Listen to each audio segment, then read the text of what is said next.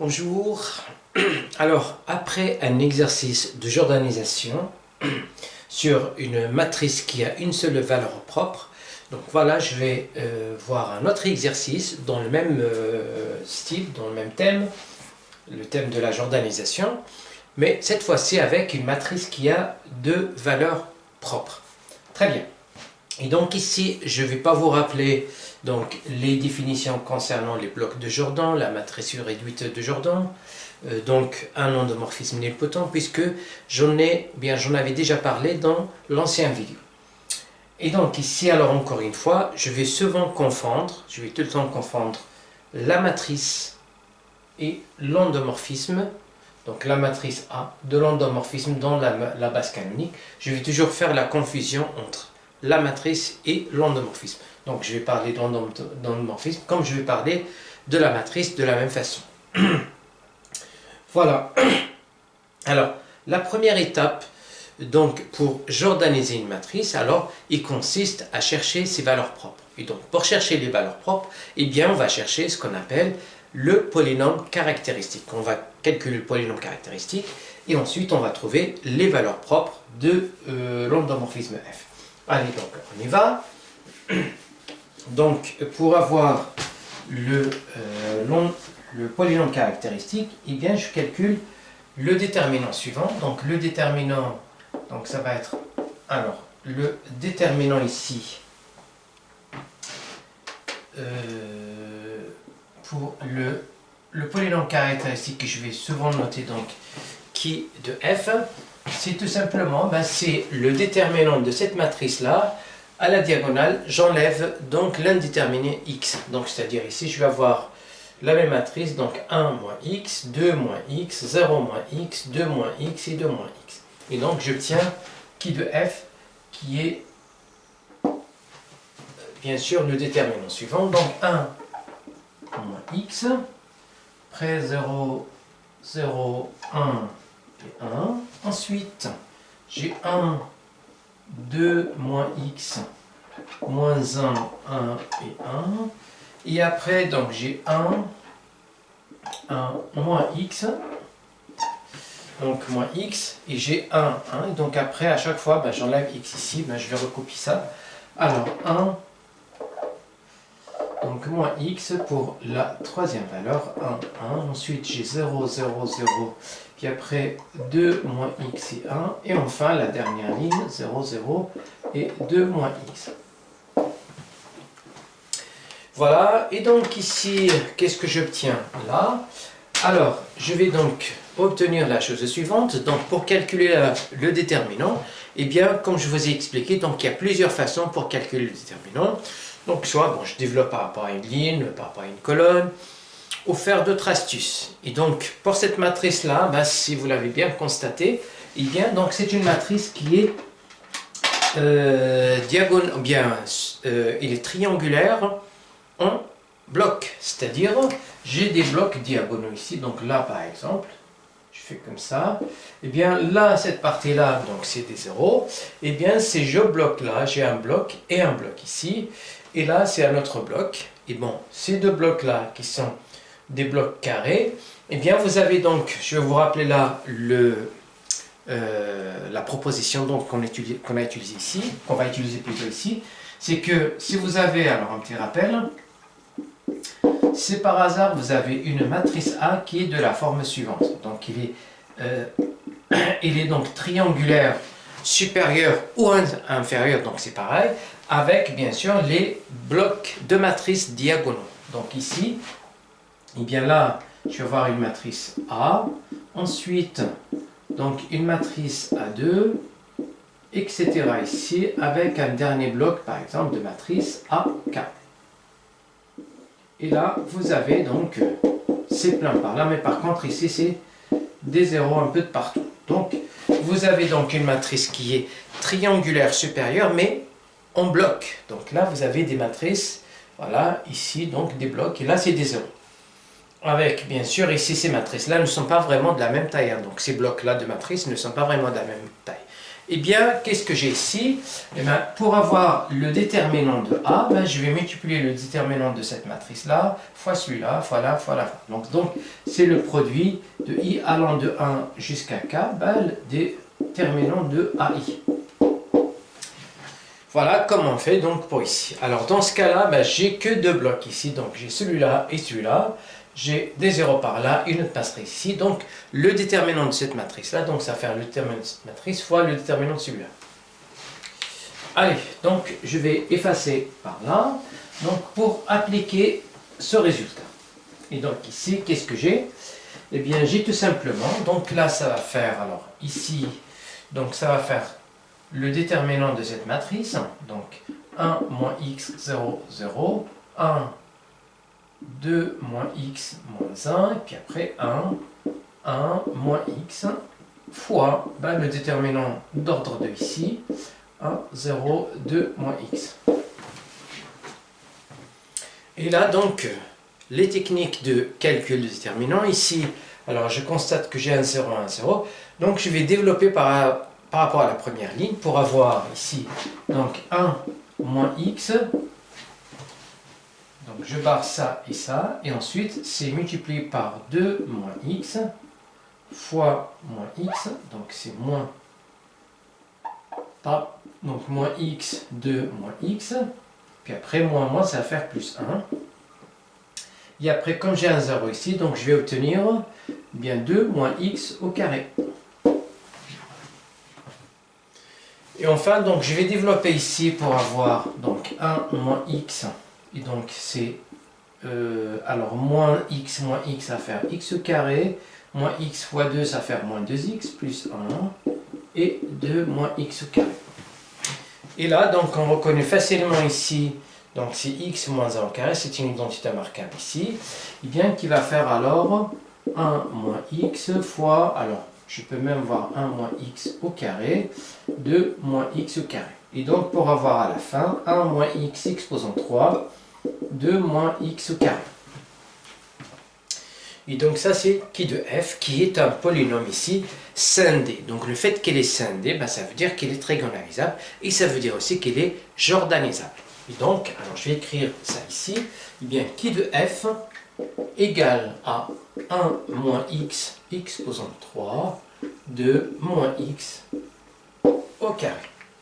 Et donc le polynôme, alors je viens de dire qu'il est scindé, donc on peut tranquillement, bien sûr, diagonaliser, pardon, même jordaniser la matrice. Donc je vais effacer cette partie-là dont on n'a pas besoin. Alors, donc on a ici, donc deux valeurs propres, à savoir 1 et moins 1, donc j'ai la valeur propre 1 ici et la valeur propre 2, pardon. Donc, alors, le spectre de f, il contient deux valeurs, 1 et 2. Et donc, on a un travail à faire pour la valeur propre 1 et la valeur propre 2. Et donc, ici, alors, à partir de là, ben, je peux dire que mon E, il va être égal, alors, donc le ker de f moins l'identité, hein, donc le 1, mais là c'est exposant 3, plus, on somme direct avec le deuxième sous-espace caractéristique par rapport à la valeur propre 2, donc qui est ker de f moins 2i au carré. Et donc par définition, donc celui-là, bah, c'est le sous-espace caractéristique associé à 1, et là, c'est associé à la valeur propre 2.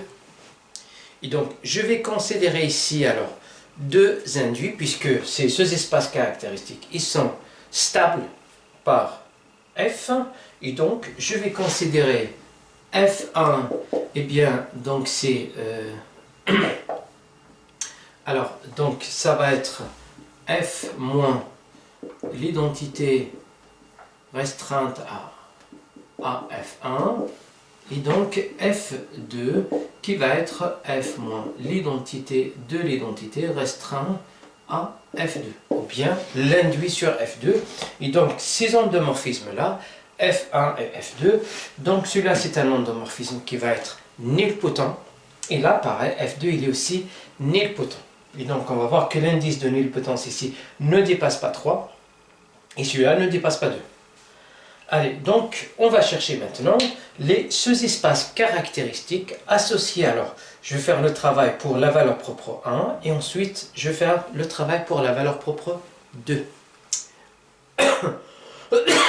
Pardon. Donc, pour la valeur propre 1, donc lorsque, alors si lambda, alors pour lambda égale à 1, donc voilà 1 ici. Et donc je dois chercher le sous-espace caractéristique, le sous-espace propre associé à la valeur propre lambda et de voir quelle est sa dimension. Et donc, alors soit x, x1, x2, x3, x4, x5 appartenant à E1. S'il appartient à E1, ben cela veut dire que s'il appartient à E, ça veut dire que à celle-là, j'enlève la valeur propre 1. Donc, ça, c'est le ker de f moins l'identité sur 5. Et donc, à cette valeur-là, je vais enlever 1. Ben, je vais avoir ici, donc cela veut dire que 0, 0, 0, 1, 1. Ici, 1, 1. Donc, de moins 1, ça fait 1, moins 1, 1, 1. Et là, c'est 1, 1. Moins 1, 1, 1. Et là, c'est 0, 0, 0, 0. Alors, 2 moins 1, ça va faire 1 et 1. 0, 0, 0. Là, 0. Et 2 moins 1, ça va faire 1. Donc là, appliqué à x1, x2, x3, x4, x5, ça va faire, bien sûr, 0, 0 et 0. Donc, je cherche un petit peu à savoir à quoi il ressemble le sous-espace propre ici. Et bien, donc, on constate ici, alors, d'après ce système-là, et donc je vais toujours voir, alors regardez bien, pour la dernière ligne multipliée par ce vecteur colonne ici, ben, ça va me permettre de dire que x5 égale à 0, direct. Après, bon, je constate que, alors, cette ligne et celle-là, c'est pareil. Donc, elle va donner la même équation. Et pareil, celle-là et celle-là, c'est la même. Ils vont donner donc la même équation. Donc, ce qui fait ici, je vais avoir 3 équations. Donc, voilà la première. Alors, la deuxième, je peux prendre celle-là ou celle-là. Donc, ça veut dire que x4 plus x5 égale à 0. Puisque x5 égale à 0, ben, je vais avoir tout simplement ici x4 est égal à x5 égale à x4 égale à 0. Voilà, et donc à partir de là, ben, je vais avoir x1 plus x2 moins x3. Alors x4 et x5, ben, ils font 0. Et donc, qu'est-ce que je constate ici? Ben, il suffit juste de faire passer le x3 de l'autre côté pour avoir, bien sûr, ça va faire x3. Et donc, du coup, ici, qu'est-ce qui se passe? Ben, j'ai mon vecteur x1, x2, x3, x4, x5 qui est dans le noyau donc de f-5i, eh bien il va s'écrire de la façon suivante. Le x1, ben, il va rester à sa place, x2 à sa place. Par contre, pour le x3, ben, je le remplace par x1 plus x2 et les deux dernières composantes sont nulles. Donc voilà comment je peux écrire ça. Et là, ben, je vais séparer donc en deux, ben, là où il y a le x1 et là où il y a le x2.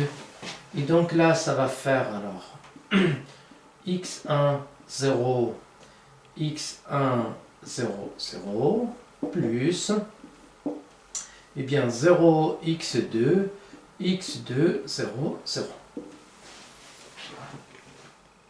Et donc, encore une fois ici, donc qu'est-ce que j'ai là, pardon. Donc, qu'est-ce que j'ai ici? Eh bien, là, x1, ben ici, donc je vais mettre 1 et 1 pour factoriser par x1. Et là, c'est pareil, ben, je vais mettre 1, 1 et x2. Voilà, ben, j'obtiens deux vecteurs ici qui engendrent le sous-espace propre E1. Et donc, comme ces deux vecteurs-là, ils ne sont pas collinéaires, donc ça va constituer une base de E1. Et donc, du coup, E1, il va être de dimension 2, il va être engendré par ce vecteur et celui-là. Et donc, je vais noter ça quelque part ici, parce que j'en aurai bien besoin. Et donc, alors ici...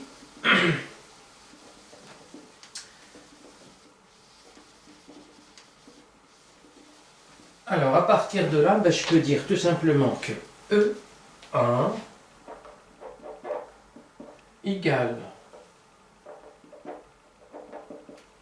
Alors, il va être égal à vect de 1, 0, 1, 0, 0, 1, 0, 1, 0, 0. Le deuxième vecteur, donc c'est 0, 1, 1, 0, 0. Et donc, du coup, ici, je vais avoir que la dimension de E1 égale à 2. Et là, on peut voir pas mal d'informations à partir de cette dimension. Alors, la première information, c'est que le fait que la valeur propre 1 est de multiplicité 3, et que la dimension de E1 est 2, cela prouve déjà que notre endomorphisme n'est pas diagonalisable. Donc ça, c'est la première information. La deuxième information, qui va être très intéressante aussi, le fait que la dimension de E1 est égale à 2, ça me permet d'avoir deux blocs de Jordan. Donc, deux blocs de Jordan pour la valeur propre 1. Donc, deux blocs de Jordan pour la valeur propre 1. Et comme la taille maximale des deux blocs ne doit pas dépasser, donc ça va être 3, eh bien, pour avoir deux blocs et la taille maximale 3, je vais avoir alors, donc soit un bloc, en fait, c'est pas soit, mais je vais avoir un bloc 1, 1 et un autre bloc 2, 2. Donc ici, voilà, ici, ça me permet d'avoir un bloc 1, 1 et un bloc 2, 2 pour la valeur propre toujours 1. Et donc, on va voir, on va chercher bien sûr, c'est la base, bien les vecteurs de la base dans laquelle on peut avoir cette configuration. Eh bien, on y va ici. Alors, premièrement, donc pour calculer ça, alors je dois calculer maintenant, et donc j'ai, alors on avait dit donc F1 qui est donc F moins lambda. Et ça, on avait dit que ça faisait, alors, 1, 1, donc j'enlève le 1 ici, pour avoir un 0 ici, 0, 0, 1, 1. Ensuite, 1, 1, moins 1, alors 1, 1. Ensuite ici, donc c'est 1, 1, moins 1, 1, 1. Puis après 0, 0, 0, 1 et 1, 0, 0, 0, 0, et puis 1. Voilà, et donc, alors, je dois avoir ça, et je vais donc, bien sûr, chercher, alors, je vais appeler donc F1 ici, alors, je vais voir que ker de G, bien de F1, il va être inclus strictement dans ker de F2, pardon, F1 au carré. J'ai la dimension de ça, c'est 2. Et donc, forcément ici, ça va être de dimension 3. Hein? Donc, minimum 3. Mais comme celui-là est inclus, donc ker de F1 au carré, et ça, c'est le F1, il est de dimension 3. Donc, ce qui veut dire que ça, je vais avoir l'égalité entre les deux ici. Et donc, du coup, ici, je vais juste calculer F1 au carré pour voir un vecteur qui va être là. Donc, il me faut un vecteur V qui va être dans cet espace-là, ker de F1 au carré, moins ker de F. Donc, je dois chercher un vecteur ici. Alors, pour cela, eh bien, j'aurai besoin de calculer F1 au carré. Donc, F1 au carré, alors F1 au carré, il va faire... Donc, pour éviter que je fasse un petit peu quelques erreurs de calcul, alors je l'ai déjà fait donc tranquillement, et donc je vais le retrouver ici. Alors, le F1, ou bien F1 au carré, et bien ça faisait donc, alors, Donc on peut le faire ça fois ça, hein. Donc c'est un produit matriciel. Comme c'est une matrice à 5, donc voilà, ça va prendre légèrement un peu de temps, donc je l'ai déjà fait. Et donc ça va faire, alors normalement, je dois avoir ici un bloc de matrice qui fait 0, 0, 0, 0, 0, 0, 0, 0, 0. Là, pareil. Mais après, donc ça va faire 1, 2. Ensuite, 2, 3. 2, 3, encore une fois. Bah, 1, 2. Et enfin 0. Voilà, et donc ici, voilà le F1 au carré. Et donc, je cherche à avoir un vecteur qui est dans le quart de F1 au carré, mais qui n'est pas dedans. Qui n'est pas dans le quart de F1. Eh bien, ce qu'il faut savoir aussi, alors donc je l'avais utilisé de nombreuses reprises, c'est que si vous avez donc une matrice, alors un petit rappel, si vous avez une matrice A, que je peux écrire sous la forme suivante. Donc là, je vais avoir la colonne 1, la colonne 2 ici, la colonne 2 ici, etc. La colonne n ici. Eh bien, et j'ai en même temps donc la base canonique B qui est E1 jusqu'à En. Eh bien, elle est très simple de voir, ou bien bah, c'est même très connu. Donc, c'est que A appliqué à EI, donc si je prends un vecteur ici, bah, je vais obtenir la colonne CI. Voilà, et donc, à partir de là, donc qu'est-ce que j'ai ici? Eh bien, puisque je cherche un vecteur, voilà, qui est dans le quart de F1, mais qui n'est pas dans le quart de ça, eh bien, si je compte la première colonne ici, la première colonne, d'après le rappel que je viens de vous faire, eh bien, c'est l'image de E1. Donc, E1, l'image de E1 par F1 au carré, ça fait 0. Et pareil pour E2, et pareil pour E3. Donc j'ai trois vecteurs ici, qui sont E1, E2, E3. Tous les trois, ils appartiennent au quart de F1 au carré. Est-ce qu'ils appartiennent au quart de F1? Eh bien non, puisque F1 c'est là, appliqué à E1, ben, c'est dans ce vecteur-là, il est non nul. Appliqué à E2, ben, là pareil, c'est non nul. Appliqué à E3, ben, ça va donner cette colonne qui est non nulle. Donc ces trois vecteurs-là, ils vérifient bien. Donc le V, il peut être E1, E2, E3, bien sûr, même d'autres. Par contre, là j'ai trois candidats, je vais en prendre un. Donc pas besoin de chercher encore plus loin. Et comme c'est, voilà, donc je mets 3, ben, je vais prendre un dans l'ordre. Je vais prendre E1. Et donc là, je vais prendre E1. Alors, je vais prendre donc E1 qui est là-dedans. Et ce vecteur-là, ben, regardez bien, je vais le noter F2. Donc ici, ben, pardon, V2. Donc je note celui-là V2. Et je vais tout simplement avoir, je vais chercher donc V1 qui va être à F1 de V2.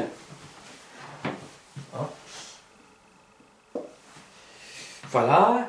Et donc ici V1 qui est égal à F1 de V2, ben F1 de V2, de V2, ben c'est F1 de E1, ben c'est-à-dire je vais avoir ce vecteur-là. Donc je vais avoir ce vecteur-là, 0, 1, 1, 0, 0. Alors attention, donc je constate que ce vecteur-là est le même qu'on a déjà ici. Hein, d'accord? Et donc, à partir de là, ben, j'ai déjà donc deux vecteurs. Alors, je vais les noter ici. Eh bien, j'ai V1 qui est celui-là, et V2 qui est E1. Ben, alors, ça c'est V2.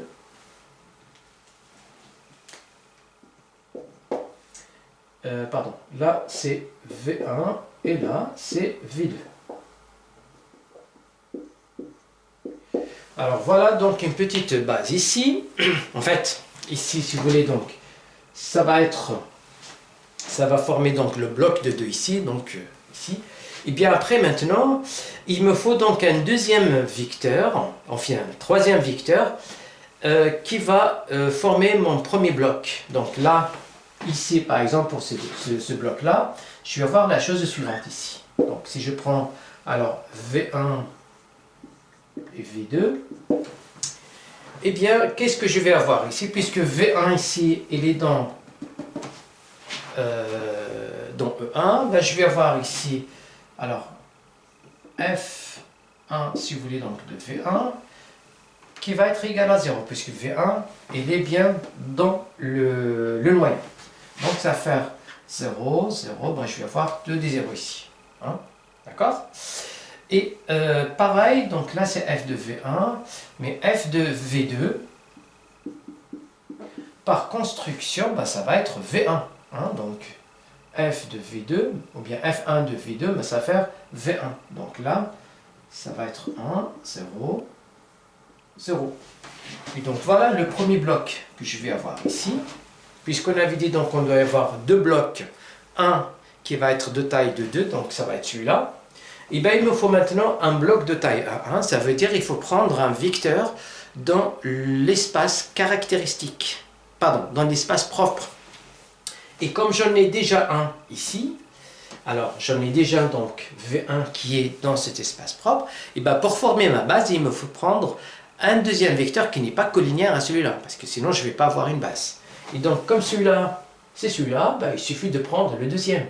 Donc je vais prendre V3 égale à celui-là. Donc V3, ça va être égal à 1, 0, 1, 0, 0. Donc de cette façon-là, pour V3 ici, f de V3 égale à 0. Donc je vais avoir 0, 0, 0, alors 0, 0, 0, 0, 0, 0 et 0. Et donc, qu'est-ce que je vais avoir ici? Ben, je vais avoir le deuxième bloc, donc de taille A1. Voilà, donc on a V1, V2 et V3.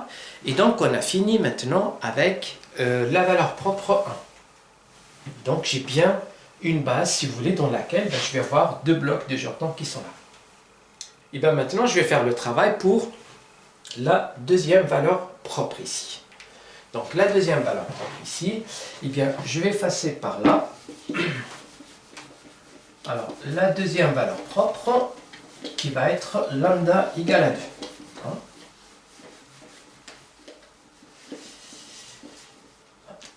Alors, pour lambda égale à 2, je vais donc bien sûr calculer ou bien chercher donc le sous-espace propre associé à la valeur propre 2. Allez, donc cette fois-ci, on avait dit que c'est F2. Eh bien, je vais prendre x1, pareil, x1, x2, x3, x4, x5 qui appartient au Caire. Ça veut dire que, ça veut dire que a moins 2 i5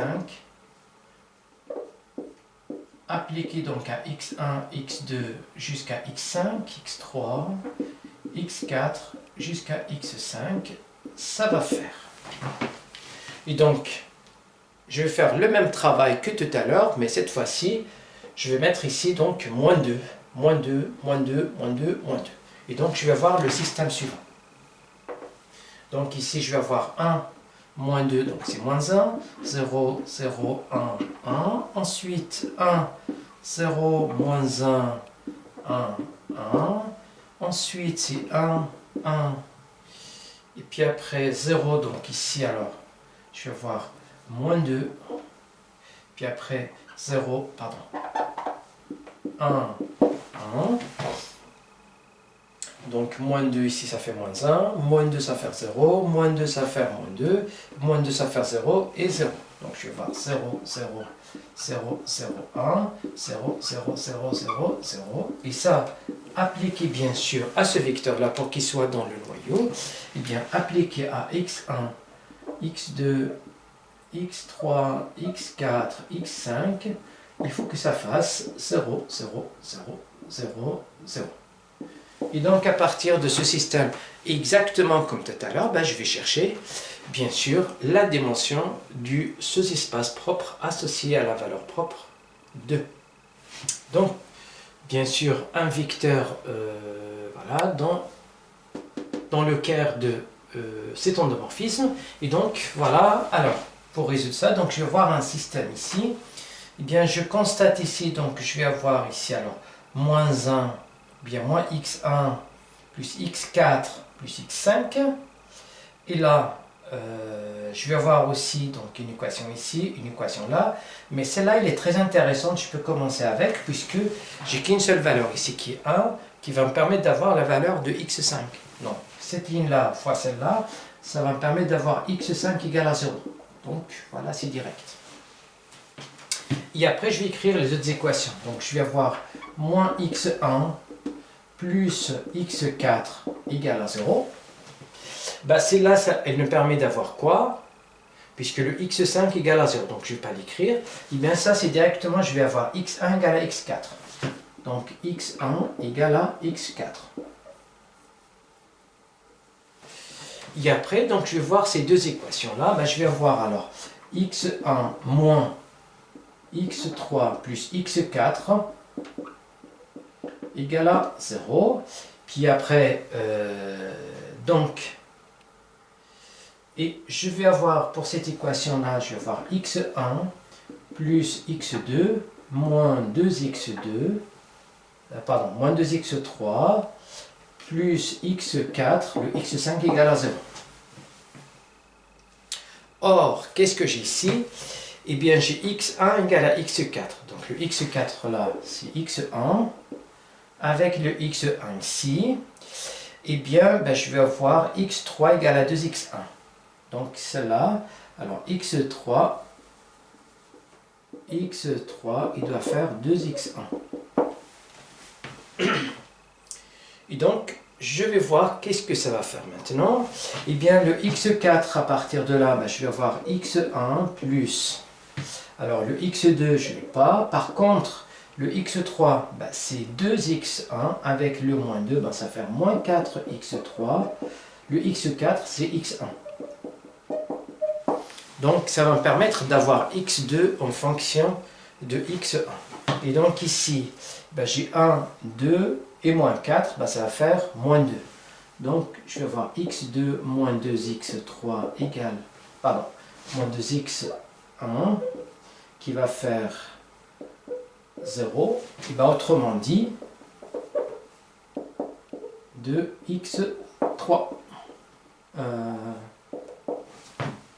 Alors attendez, donc c'est x1, oui, 2x1. Et donc voilà, qu'est-ce qu'on obtient ici? Bien, on obtient, alors, donc on obtient x2, il va faire 2x1. Alors, c'est presque fini, puisque maintenant, regardez bien le x1, x2, x3, x4, x5 égale. Le x1, je vais bien le laisser à sa place. Le x2, c'est 2x1.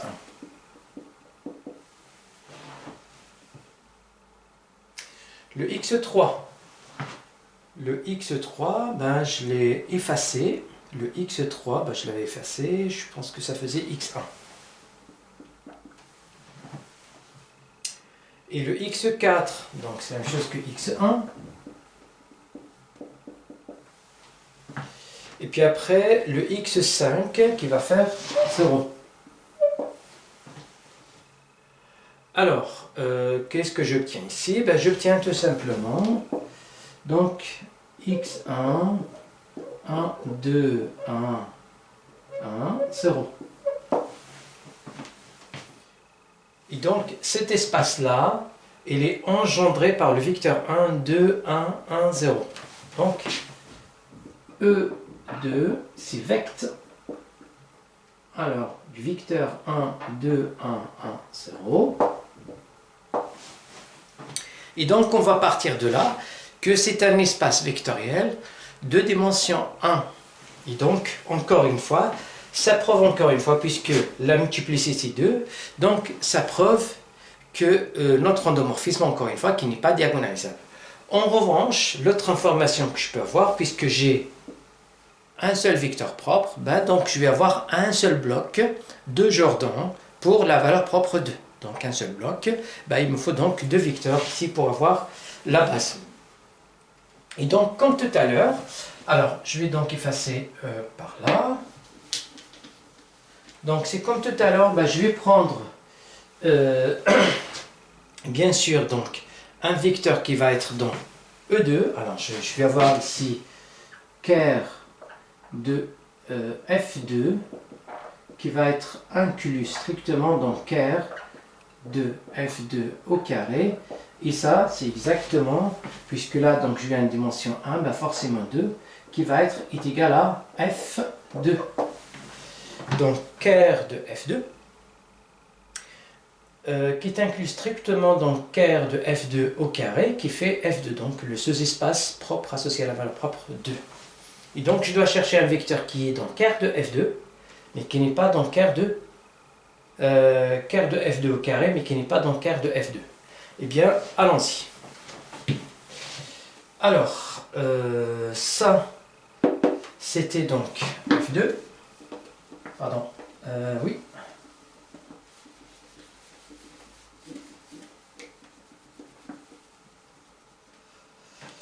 Alors, donc j'ai F2 qui est, alors, F2 ici qui va faire celui-là, donc moins 1, 0, 0, 1, 1, 1, 0, moins 1, 1, 1, et puis après, donc c'est 1, 1, moins 2, 1, 1, 0, 0, 0, 0, 1, 0, 0, 0, 0, 0. Et donc, j'aurai besoin de calculer F2 au carré. Donc, alors, donc pour chercher un vecteur qui est là, mais qui n'est pas là. C'est comme exactement pour la première valeur propre. Et donc, on va chercher ça. Alors, il me faut donc un V qui appartient à ker de F2 au carré moins ker de F1. Ah, pardon, F2. Eh bien, j'aurai besoin de calculer F2 au carré. Alors, F2 au carré, eh bien, donc, je l'ai déjà fait. Bon, ça va faire donc cette matrice-là fois celle-là. Donc, il y a des calculs à faire. Alors, je l'ai déjà fait. Alors, je vais le voir ici. Donc, ça va faire ici. Donc, F2 au carré, ben, ça va faire 1, 0, 0, moins 1, 0. Alors, moins 2, moins 1, 2, 0, 1. Puis après, moins 2, 3, 0, 1, et après que des 0.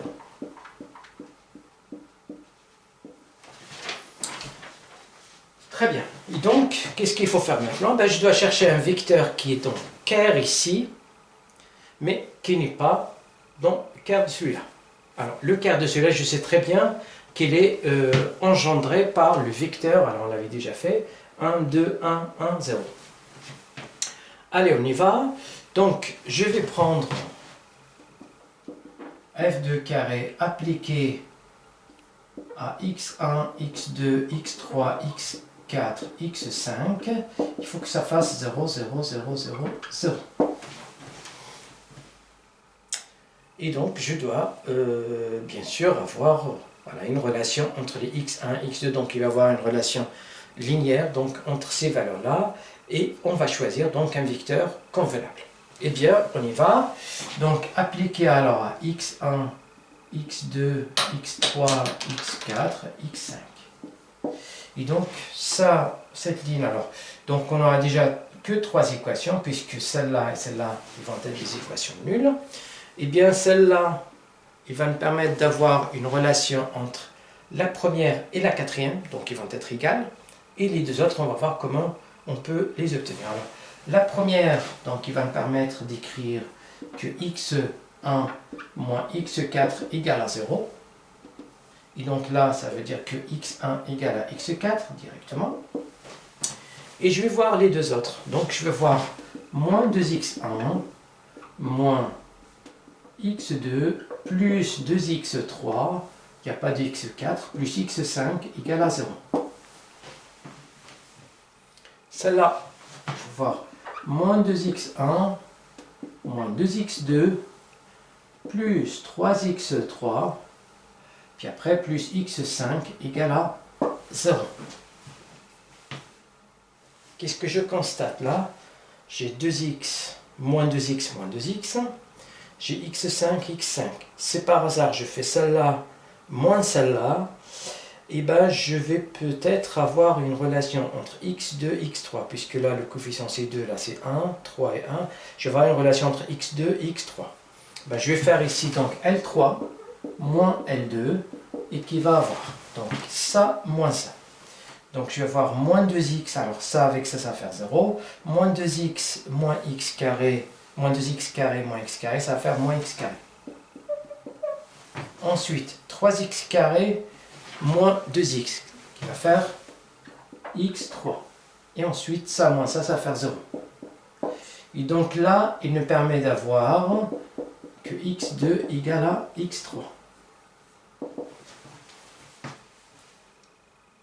Et donc, on s'approche de la fin, puisque il suffit juste de garder juste une équation ici, de remplacer x4 par x1, x3 par x2, et de voir qu'est-ce qu'on peut voir pour le x5.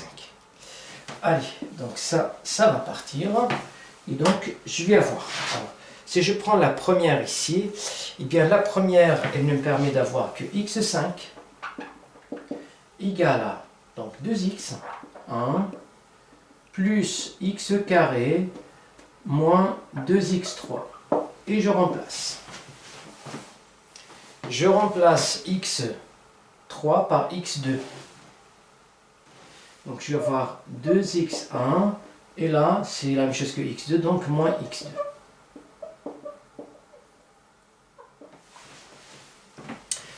Voilà, donc en gros, il faut que pour que pour x1, x2, x4, x3, x4, x5 soit dans le noyau, il faut qu'il vérifie cette équation-là. En fait, ces conditions-là.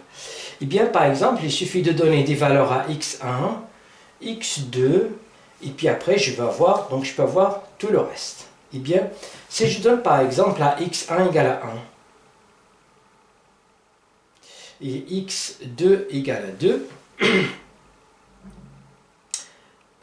ou bien, par exemple ici, si je donne donc à x1 égale à 1, d'accord? Donc je vais avoir ici alors 2x1, et pour le x2 égale à 2, ce qui est le cas ici, alors je pense que j'avais fait une erreur ici, donc il faut que c'est à savoir, donc là j'ai l'impression qu'il y avait un 2, donc vous pouvez revoir peut-être les calculs, donc il doit y avoir une erreur, et dans ce cas-là, on est bien. Alors, non, j'ai dit n'importe quoi, pardon.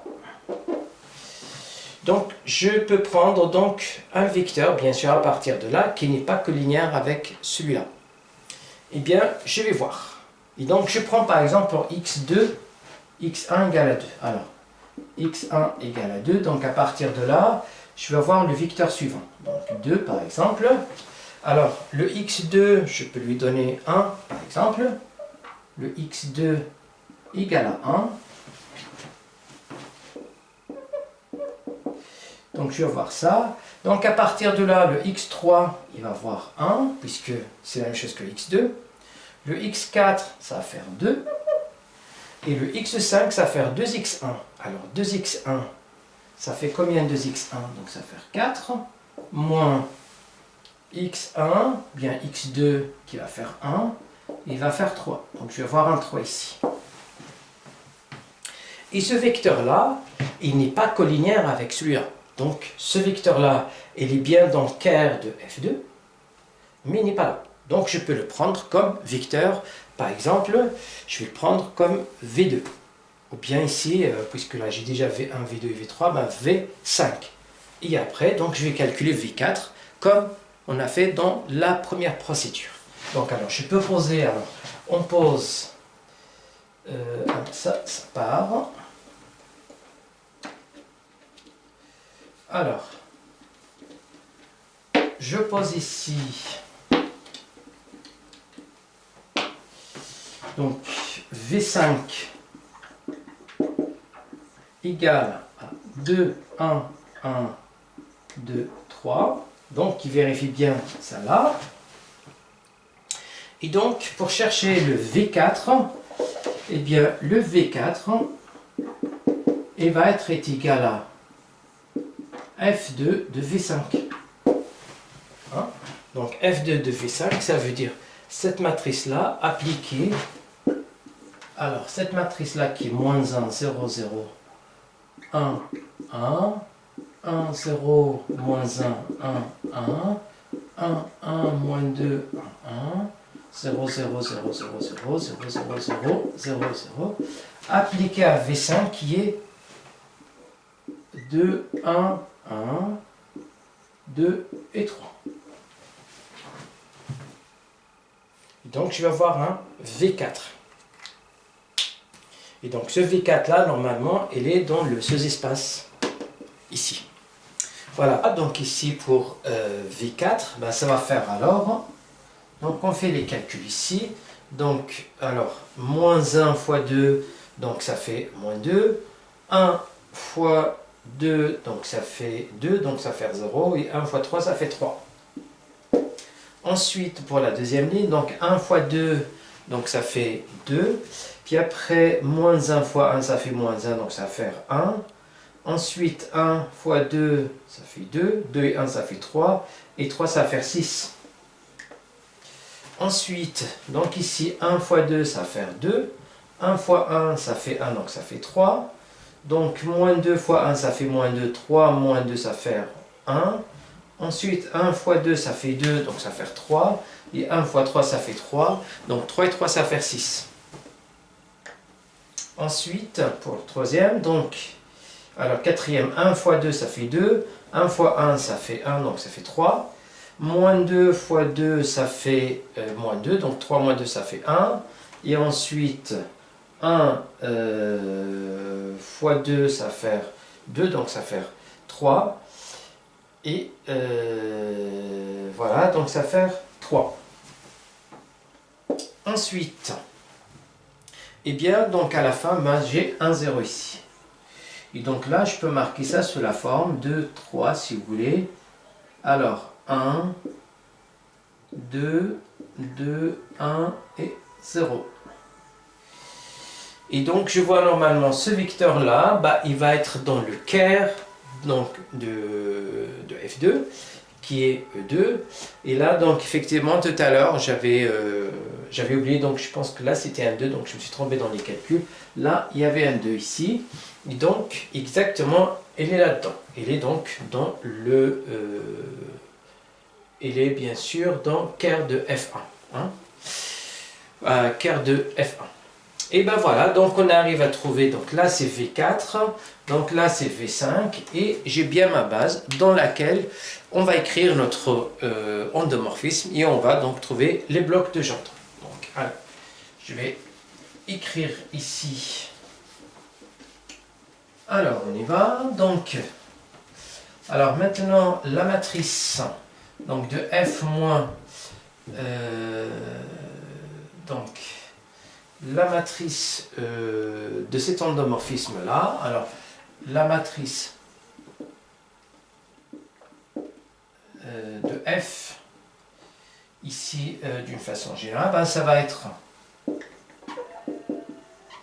la matrice de F dans la base B, ben, ça va être alors normalement, donc je vais avoir ici alors V1, V2, V3, V4 et V5. Et là, ben, je vais avoir F de V1, F de V2, F de V3, F de V4 et F de V5. Sachant que cette partie-là, on l'avait déjà faite. Donc V1 qui est... alors, où est-ce qu'il est le V1? Donc le V1, ben, c'était celui-là. V2, c'était le E1. Et le V3, ben, c'est celui-là. Et donc, alors, le V1, donc, qui est celui-là. Alors, on avait dit que ça faisait donc 0, 0, 0, 0, 0. Tout simplement parce que le V1, il est dans le care. Ensuite, vous avez F de V2 qui fait V1. Donc, F de V2 qui va faire V1. Ben, je vais avoir un 1 ici, un 0, un 0, un 0 et un 0. F de V3. V3 que c'était un vecteur propre, donc il va faire aussi 0. Hein. Voilà. Et pareil, donc là aussi, eh bien, F de V4, donc ça va faire 0, 0, 0, 0, 0. Et f de V5 qui va faire V4. Donc 0, 0, 0, 1, 0. Et donc de cette façon-là, ben, j'ai les blocs de Jordan. Donc j'ai ce bloc-là de 2. J'ai ce bloc-là 0, 0 pour la même valeur propre encore. Et j'ai ce bloc-là. Alors attention, c'est f moins lambda i. Alors maintenant la matrice de f, donc là ce sont les blocs de Jordan associés à la valeur propre 1 et celui-là c'est associé à la valeur propre 2. Donc de cette façon-là, ben, la matrice de B de f, donc B, c'est pas la matrice, en fait le B, il s'agit donc, c'est pas la base canonique, mais la base constituée de V1, V2, V3. Alors, celle-là, donc il va faire alors, donc il faut juste que je rajoute les valeurs propres ici. Je vais avoir 1, 1, 1, ça c'est pour le premier bloc. Et donc, après, je continue ici. Le deuxième bloc, donc 0, 0, et là c'est 1, 0, 0. Et là, donc on va voir ce bloc-là, donc là je vais voir 6, 0 ici. Et là, ben, je vais voir 2, 2, 1, 0. Voilà donc la matrice de la réduite de Jordan. Donc voilà, avec les blocs que j'ai ici. Voilà, donc bloc de 2 pour la valeur propre 1, bloc 1, 1 pour la valeur propre 1, et bloc de 2 pour la valeur propre 2. Et donc la matrice de passage, ben, ça va être la matrice suivante. Et donc la matrice de passage, il faut juste marquer les différents vecteurs. Pour la matrice de passage, eh bien, je vais mettre donc le vecteur V1, V2, V3, V4 et V5. Et j'ai ma matrice de passage. Alors, le V1, donc puisqu'il est V1, ben, il est là. Donc, je vais marquer 0, 1, 1, 0, 0. V2. Donc, le V2, ben, c'était exactement, V2 c'est E1, ben, ça veut dire 1, 0, 0, 0, 0. Le V3 c'est 1, 0, 1, 0, 0. Donc 1, 0, 1, 0, 0. Le V4 il est bien là, ben, c'est le 3, 6, 6, 3, 0. Et le V5 il est bien là, ben, c'est 1, 2, 2, 1 et 0. Et donc, la matrice de passage qui permet de passer donc, de la base canonique, donc la base de E1, E2 jusqu'à E5, à la base constituée, donc, la base constituée, si vous voulez, donc, V1, V2, V3, V4 et V5. Voilà, donc j'arrive à la fin. Ben, si vous avez des questions, n'hésitez pas à m'en faire part. Ben, sinon, je vous souhaite une agréable journée. Merci et à très bientôt.